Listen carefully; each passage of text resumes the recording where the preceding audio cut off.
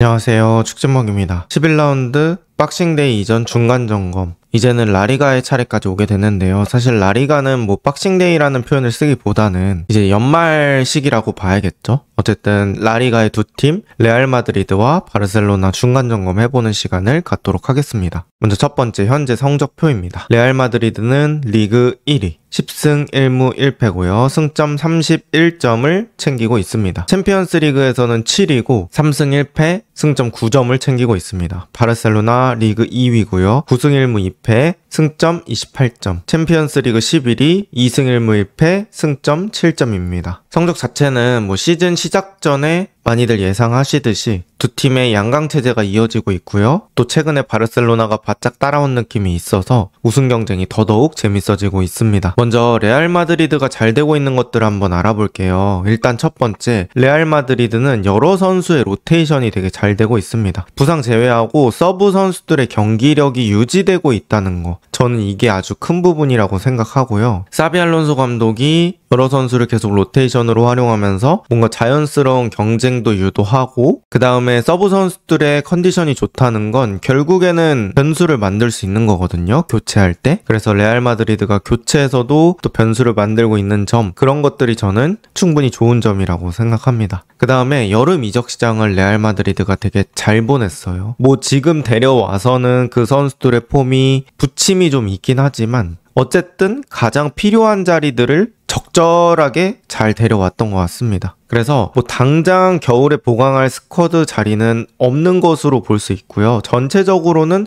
스쿼드의 뎁스가 잘 마련이 돼 있다. 저는 이렇게 말씀을 드리고 싶습니다. 그 다음에 부상 관리가 또 잘 돼 있어요. 핵심 선수들의 부상이 없고, 특히나 이제 수비진에서 지난 시즌 엄청나게 많은 부상을 겪으면서 팀이 어려움을 겪었었죠. 그래서 또 라울 아센시오라는 선수가 발굴된 느낌도 있고요. 뭐 사이드백에는 카르바알의 십자인대 파열로 인해서 바스케스가 거의 혼자서 뛰었고, 그 빈자리를 뭐 발베르데가 풀백으로 채운다든지 막 이런 것들이 있었는데, 트렌트가 부상으로 좀 고생하긴 했지만 그걸 제외하고는 뭐 전체적으로는 부상이 없는 상태. 또 벨링엄이 어깨 수술하고 돌아와서 정상적인 폼을 유지하고 있는 것도 좋은 부분이라고 생각합니다. 그래서 종합하자면 약간 전체적인 스쿼드의 그 신선도라고 할까요? 그런 것들이 좋은 것 같습니다. 그 다음 바르셀로나가 잘 되고 있는 것들 한번 알아볼게요. 바르셀로나는 지금 현재 리그 득점 1위입니다. 득점 32점. 유일한 30점대 득점 팀이고요. 하피냐 그리고 레반도프스키 이렇게 두 명의 핵심 공격 자원, 부상 공백이 있었음에도 폭발력이 아주 좋습니다. 또 레시포드가 의외로 또 스탯을 잘 쌓아주고 있기도 하고요. 페르민 로페스, 페란 토레스 뭐 이런 선수들의 득점도 얘기 안 할 수 없겠죠. 일단은 바르셀로나 플랜 A는 유지되고 있으며 승점 관리 꽤 잘 되는 편이라고 생각합니다. 바르셀로나가 어쨌든 간 뭐 오프사이드 트랩, 그리고 강력한 압박, 그 다음에 지공과 속공을 오고 가는 그런 공격 방법들, 여러 가지로 지난 시즌에 만들어놨던 플랜 A가 어느 정도 잘 유지가 되고 있다. 저는 이렇게 말씀을 드리고 싶은데요. 또 바르셀로나가 세비야전 어떻게 보면 충격패라면 충격패라고 볼 수 있겠죠.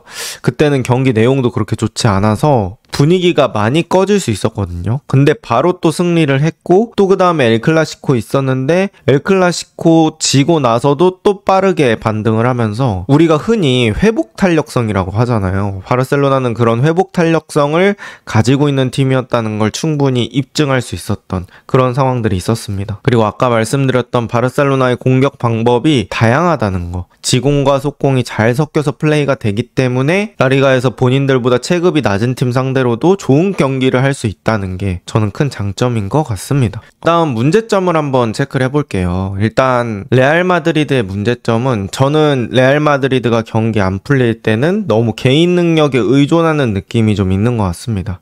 특히나 최근 경기에서 바예카노전에서 공격진의 어떤 패턴 플레이 없이 그 선수들이 개인 능력으로 풀어가려고 하다가 득점이 안 되는 것들이 있었거든요. 그래서 그런 부분들은 저는 개선이 필요하다고 느꼈고요. 또 공중볼 대응에 대한 어려움이 있습니다. 사실 디나이선이 최근 들어서 그런 약점들을 노출하고 있는데 이번 경기에서도 공중볼이 그렇게 좋지 않았고, 그리고 뭐 엘클라시코 같은 거 봤을 때도 레알 마드리드가 공중볼 위주로 가는 팀에게 좀 약할 수 있다, 이런 것들을 체크할 수 있었고요. 그 다음 바르셀로나입니다. 바르셀로나는 더용과 페드리라는 아주 좋은 핵심 선수들이 있죠. 둘 다 엄청나게 공을 잘 다루는 선수이기 때문에 이 두 선수의 컨디션에 따라서 또 이 두 선수의 플레이에 따라서 경기력이 달라지는 경우가 많은데요. 더용과 페드리가 막혔을 때 경기력이 좀 아쉬워지는 느낌이 있고, 이런 것들을 다른 팀은 충분히 파악하고 있습니다. 그래서 그런 부분들이 바르셀로나 입장에서는 걱정거리라고 볼 수 있겠고요. 또 풋백의 오프사이드 트랩이 뚫리는 경우가 되게 늘어나고 있습니다. 지난 시즌은 이니고 마르티네스라는 선수 때문에 나름 또 그런 것들이 잘 통했었는데요. 사실 이번 시즌은 그런 수비진의 중심을 잡아줄 선수가 없다 보니까 이 오프사이드 트랩이 뚫리는 경우들이 되게 늘어나고 있어요. 그리고 이 전술은 원래 하이리스크 하이리턴인 전술이잖아요. 근데 그거에 더불어서 중심 선수까지 없다 보니까 상대한테 기회를 노출하는 경우들이 많고, 오프사이드 트랩에서 기회를 노출한다는 건 빅찬스기 때문에 거기서 득점하는 일은 그렇게 어렵지 않습니다. 그래서 바르셀로나는 이 부분이 좀 걸림돌이 될 것 같아요. 그럼 양 팀의 감독을 간단하게 한번 얘기해 보도록 하겠습니다. 먼저 사비 알론소고요. 사비 알론소는 리그 1위입니다. 시간 대비 잘 적응하고 있는 편이라고 생각해요. 그러니까 알론소가 레알 마드리드 감독을 맡은 지가 얼마 안 됐는데 그럼에도 불구하고 괜찮은 모습들 보여주고 있고, 제가 또 말씀드리고 싶은 건 레알 마드리드라는 팀이 또 엄청난 선수들을 보유하고 있는 팀이잖아요. 그래서 그런 것들을 단시간에 원팀으로 만드는 게 쉽지 않았을 텐데 그런 것들이 나름 초반에는 잘 되고 있다, 이렇게 말씀을 드리고 싶고요. 저는 사비 알론소 감독이 레알 마드리드의 기본기를 많이 끌어올린 느낌이 있습니다. 그러니까 뭐 전방 압박에서 허무하게 뚫리는 거라든지 전체적인 수비 간격이라든지 그런 것들이 많이 보완이 됐다고 느껴지고요. 시즌은 길기 때문에 이게 유지될지를 한번 봐야 될 것 같습니다. 그리고 이제 공격 진영에서의 조금 더 다채로운 패턴 플레이, 이런 것들도 필요하지 않나 싶습니다. 그 다음 한지 플릭 감독입니다. 한지 플릭은 영입 지원 없이 팀을 잘 운영하고 있습니다. 이번 시즌 뭐 조안 가르시아 정도 빼면 실질적인 영입은 없었다고 봐도 무방하고요. 그런 상황에선 팀을 잘 운영하고 있는데 한 가지 아쉬운 거는 이제 플랜 B가 좀 필요할 것 같아요. 플랜 A는 지난 시즌에 워낙 잘 구축을 해놨기 때문에 뭐 그 부분은 어느 정도 빠른 시간 안에 구축을 해놨다라고 평가를 할 수 있겠지만, 이제 매 경기 뭐 오프사이드 트랩을 써야만 하는 건지, 또 지공 상황에서 페드리와 더용이 막혔을 때 그런 것들을 어떻게 해결할 수 있을지, 뭐 이런 거에 대한 논의가 필요하지 않을까 싶습니다. 2년 차에도 그런 부분을 제외하고는 뭐 여전히 팀을 잘 운영하고 있다, 저는 이렇게 말씀을 드리고 싶고요. 그 다음 영입생에 대한 평가를 한번 해보도록 하겠습니다. 첫 번째 레알 마드리드고요. 레알 마드리드의 디나이선, 사실 초반에는 엄청나게 호평을 받았던 영입이죠. 하지만 지금은 초반만큼의 퀄리티는 아닙니다. 결국에 디나이선이 너무 좋은 빌드업 능력을 가지고 있더라도 수비수는 결국에 본업이 수비 실력이고, 수비 실력을 판가름하는 거에서 이 볼 처리 능력이 저는 되게 중요하다고 생각을 하거든요. 수비를 하고 나서 뭐 공을 걷어낼 때 어떻게 할지, 뭐 이런 것들이 중요할 것 같은데 그런 것들이 초반만큼의 퀄리티는 아니라고 느껴집니다. 뭐 몸이 튀어나가는 타이밍이라든지 그런 것도 크롤 때랑 차이가 있기 때문에 그런 부분에서 개선이 되어야 될 것 같고, 두 번째 이제 카레라스입니다. 카레라스는 맨디나 프란 가르시아보다는 훨씬 더 완성형 풀백이라고 볼 수 있고, 지금 레알 마드리드에서 뭐 출전 시간으로 보나 비중으로 보나 핵심 중 하나라고 볼 수 있겠습니다. 저는 카레라스는 지금까지는 대성공이라고 생각합니다. 그 다음 마스탄 투오노, 열정과 의지는 충분합니다. 하지만 저점 향상이 좀 필요할 것 같고요. 저점이 안정적으로 다져진다면 이제 레알 마드리드가 결국에는 왼발잡이 사이드 자원도 필요하기 때문에 조금 더 기용이 늘어나지 않을까 싶습니다. 그 다음 이제 트렌트고요. 트렌트는 사실 기대치 대비는 좀 아쉽다고 볼 수 있을 것 같아요. 아무래도 부상이 중간중간에 있어서 그런 것들이 중요할 것 같고요. 과연 트렌트의 날갯짓은 언제 또 커질지 기대를 해보도록 하겠습니다. 그 다음은 바르셀로나입니다. 바르셀로나는 조안 가르시아, 레시포드, 루니 바르다지 요 정도로 얘기할 수 있을 것 같은데, 조안 가르시아는 세이브와 발밑 모두 좋습니다. 저는 그래도 잘 데려온 편이라고 생각하고요. 문제는 최근에 부상으로 인해서 많이 나오지 못하고 있다는 점, 그런 것들이 아쉬운 것 같고, 뭐 경기 나왔을 때는 실력적으로는 저는 굉장히 좋은 영입이라고 생각합니다. 그 다음 레시포드고요. 레시포드는 최근에 공격 포인트가 누적되고 있어요. 하지만 경기력은 조금 더 필요하다고 생각이 되고요. 어쨌든 공격진이 핵심 선수가 없는 상황에서는 뭐 이 정도면 나쁘지 않은 활약을 보여주고 있다. 그런데 완전 영입할 정도냐? 이거는 또 별개의 문제이기 때문에 고민을 좀 한번 해봐야 될 것 같고요. 루니 바르다지. 이 선수는 아직까지는 뭐 야말의 서브로 쓰기에는 아쉬운 퀄리티다. 저는 이렇게 표현하고 싶습니다. 자, 그러면 양 팀의 여태까지 베스트 3를 한번 알아볼게요. 제가 생각하기엔 레알 마드리드의 베스트 3. 첫 번째, 음바페입니다. 뭐 지구상 최고의 공격수의 폼이라고 볼 수 있을 것 같고요. 엄청나게 팀에 많은 기여를 해줬던 선수입니다. 두 번째는 쿠르투아고요. 쿠르투아는 항상 안정적인 활약, 그리고 레알 마드리드의 승점을 잘 지켜주는 그런 선수라고 볼 수 있겠습니다. 음바페, 쿠르투아 뭐 이런 선수들은 지금 동 포지션에서 전 세계 대장 자리를 가린다고 해도 무방할 정도로 좋은 선수들이라고 생각이 되고요. 그 다음 밀리탕. 저는 사실 뭐 음바페, 쿠르투아 이런 선수들은 원래 기대치가 있었기 때문에 뭐 베스트에 들어가는 건 그렇게 놀라운 일이 아니라고 생각하는데, 밀리탕은 저는 개인적으로는 좀 많이 놀랍습니다. 어쨌든 큰 부상을 여러 번 겪었던 선수이기 때문에 이 정도의 퍼포먼스가 다시 나올 거라고는 생각 못 했거든요. 근데 환상적인 신체 능력, 수비력 모두 보유하고 있어서 저는 상당히 긍정적인 점수를 주고 싶습니다. 특히나 수비수한테 요구할 수 있는 그런 진짜 수비력을 보유하고 있는 것 같아요. 커팅이나 파이터처럼 튀어나가서 하는 수비도 괜찮고 여러모로 정말 좋은 선수라고 느껴집니다. 그 다음은 바르셀로나. 일단 첫 번째 에릭 가르시아입니다. 에릭 가르시아는 여러 자리 최고의 서브로 자리매김한 느낌이 있어요. 라이트백도 괜찮고 센터백도 괜찮고 뭐 왼쪽 오른쪽 상관없이 뛸 수 있고, 또 유사시에는 수비형 미드필더 자리까지 올라갈 수 있기 때문에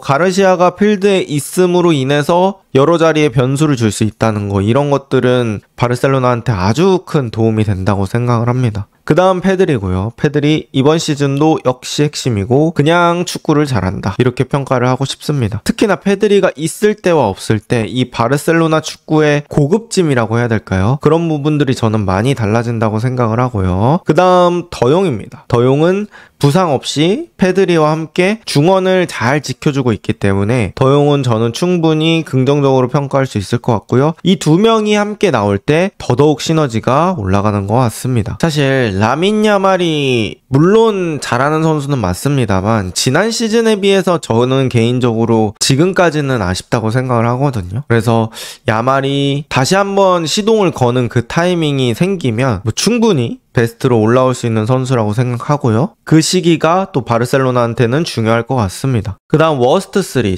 레알 마드리드고요. 레알 마드리드는 사실 특별히 뭐 워스트다라고 뽑기에는 쉽지 않을 것 같아요. 그러니까 제가 지금 워스트로 나열한 선수들은 뭔가 레알 마드리드의 승점을 좌지우지할 만큼 많이 나온 선수들은 아니거든요. 그래서 뭐 이 선수들이 못했다고 해서 엄청나게 팀에 큰 영향을 미쳤던 선수는 아니기 때문에 그냥 제가 기대치나 지난 시즌 대비 굳이 한번 뽑아봤습니다. 첫 번째 브라임 디아스고요. 지난 시즌에 비해 공격도 수비도 약간 애매한 느낌이 있습니다. 브라임 디아스가 좋은 조커 역할을 해줬기 때문에 이번 시즌은 그것보다는 아쉬워서 그런 것들을 빨리 끌어올려야 될 것 같고요. 그 다음 호드리고입니다.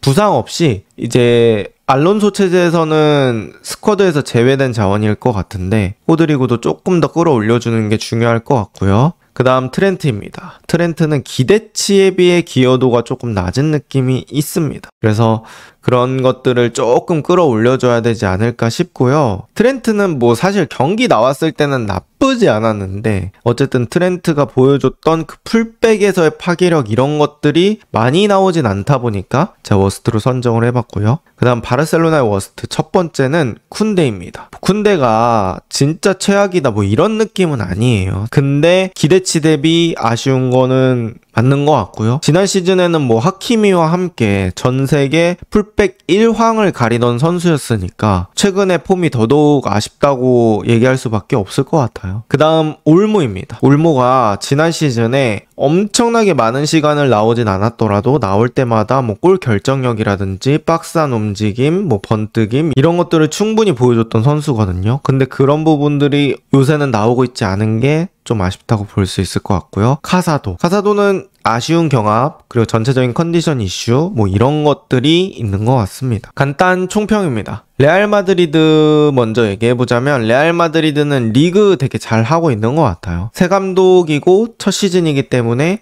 적응하는 게 쉽지 않을 것 같은데 잘 되고 있는 것 같고, 레알 마드리드는 무엇보다 선수들의 개인 능력이 중요한 축구잖아요. 그래서 그런 것들을 어떻게 유지해줄지가 이번 리그 내지는 시즌의 성적에 중요한 부분이 될 것 같습니다. 그 다음 바르셀로나고요. 바르셀로나는 회복력이 좋습니다. 그래서 승점 3점 차로 바짝 따라왔고요. 이제는 레알 마드리드에게 숫자적으로 압박을 줄 수 있는 시기입니다. 그 다음 바르셀로나가 사실 이번 시즌은 풀백 라인이 그렇게 좋진 않아요. 발데가 나왔을 때도 뭐 오프사이드 트랩을 못 맞추는 느낌이 있을 때가 있고, 또 부상이 중간중간 껴있었기 때문에 풀백 라인이 살아나는 게 결국에는 바르셀로나의 경기력에 큰 영향을 미칠 것 같고, 이게 막판 갈수록 더더욱 중요해지지 않을까 싶습니다. 그래도 좋은 흐름을 보여주고 있는 레알 마드리드와 바르셀로나, 과연 이번 라리가 우승은 어떻게 될까요? 이번 영상은 여기까지입니다. 좋은 하루 보내세요.